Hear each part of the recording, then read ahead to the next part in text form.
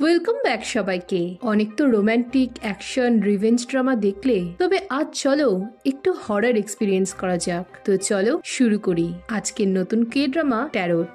তো এপিসোড 1 এর নাম সান্টাস ভিজিট। গল্পে মিনা ও তার মা ক্রিসমাসের সময় শপিং এ যায়। এই সময় মিনার মার ফোনে জব রিলেটেড একটা মেসেজ আসে, কিন্তু কোনোভাবেই মেসেজটা অন হয় না।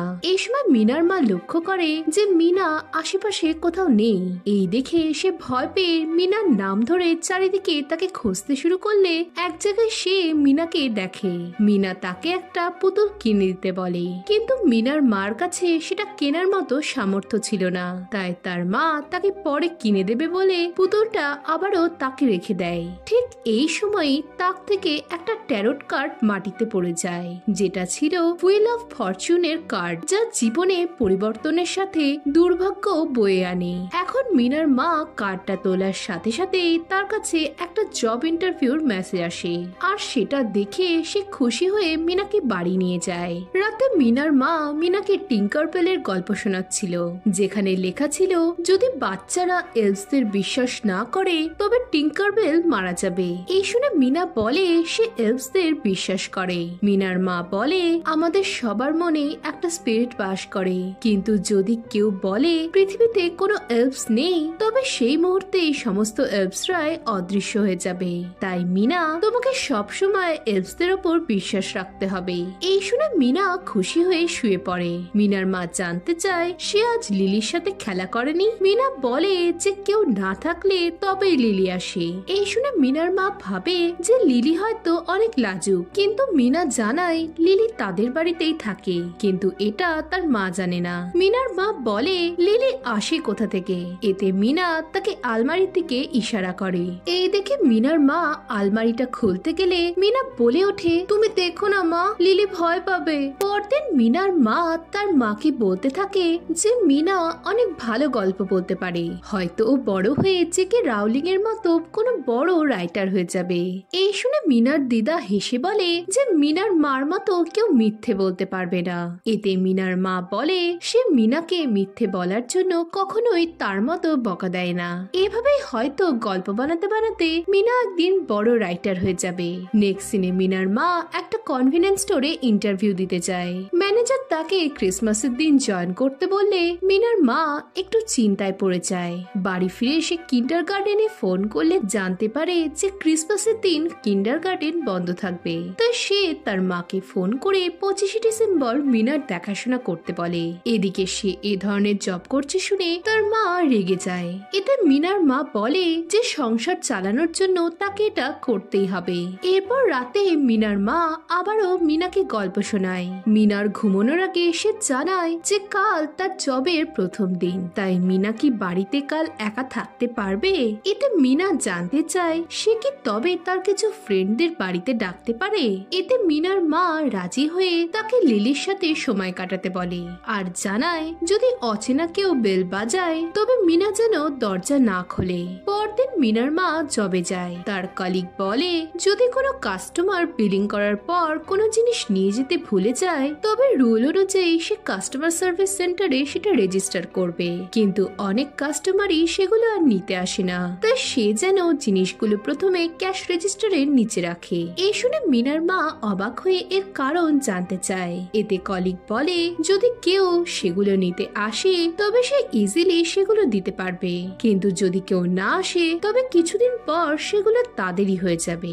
নেক্সট দিনে মিনার মা এক কাস্টমারের বিলিং করলে কাস্টমার একটা পুতুল না নিয়ে চলে যায়। এই দেখে মিনার মা তাকে ডাকে, কিন্তু মহিলা শুনতে পায় না। তাই মিনার মা পুতুলটা কাস্টমার সার্ভিসে রেজিস্টার করতে চায়, কিন্তু কলিগের কথা মনে পড়াতে সে পুতুলটাকে পাশে রেখে দেয়।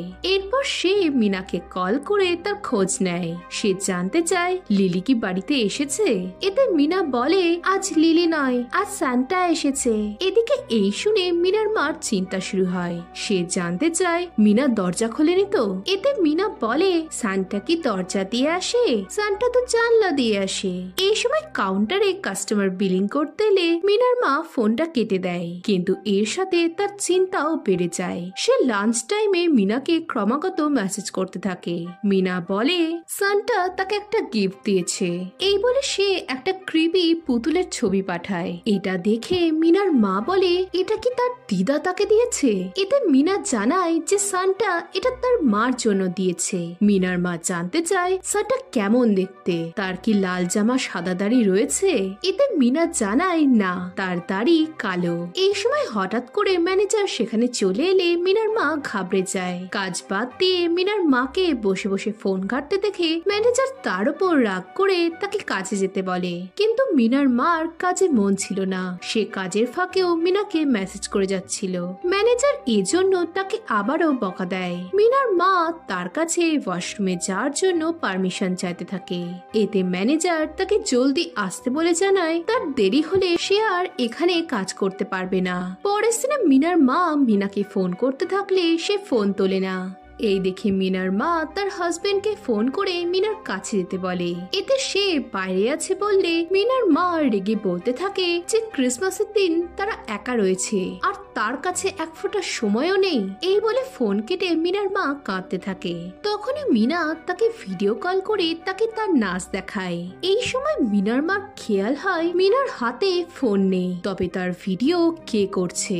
সে জানতে চায় মিনার সাথে কি কেউ রয়েছে, আর তখনই কলটা কেটে যায়। এই দেখে মিনার মার অনেক চিন্তা শুরু হয়। সে ম্যানেজারের কাছে গিয়ে শরীর খারাপের বাহানা দিয়ে ছুটি চাইতে যায়, কিন্তু ম্যানেজার পুতুলের বক্সটা বের করে আগে এর এক্সপ্লেনেশন দিতে বলে। মিনার মা জানায় একজন কাস্টমার এটা নিয়ে যেতে ভুলে যাওয়ায় সে বক্সটা ক্যাশ কাউন্টারে রেখেছিল, যাতে কাস্টমার ফিরে এলে সে তাকে এটা দিতে পারে। ম্যানেজার জানতে চায় নিয়ম অনুযায়ী সে কি ঠিক কাজ করেছে, সে কেন কাজে এসে সারাদিন ফোন নিয়ে পড়ে আছে।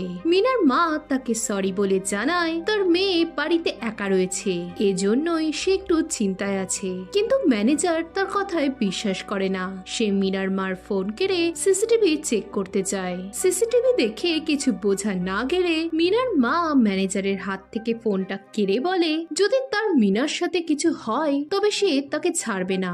এরপর সে মিনাকে ফোন করে সে সারাদিন কি কি করেছে জানতে চায়। মিনা বলে সে সান্টার সাথে অনেক মজা করেছে আর অনেক গিফটসও পেয়েছে। এদিকে এসবে মিনার মা অনেক ভয় পেয়ে বলে সান্টা বলে কিছুই হয় না। সে জানতে চায় বাড়িতে আর কে কে রয়েছে। এতে মিনা জানায় আর কেউ নেই। এই শুনে মিনার মা তখনই হন্তদন্ত হয়ে বাড়ি ফেরে আর চারিদিকে মিনাকে খুঁজতে থাকে। সে ভাবে মিনা হয়তো তার সাথে লুকোচুরি খেলছে, তাই সে আলমারি খুলতে যায়, কিন্তু সেখানে কেবল একটা ছবি ছিল, যা দেখে তার মা অনেক ভয় পেয়ে যায়। সে পাগলের মতো গোটা বাড়িতে মিনাকে খুঁজতে থাকলে মাটিতে মিনার টিঙ্কার বেলের জামা আর স্টোরি বুক পড়ে থাকতে দেখে।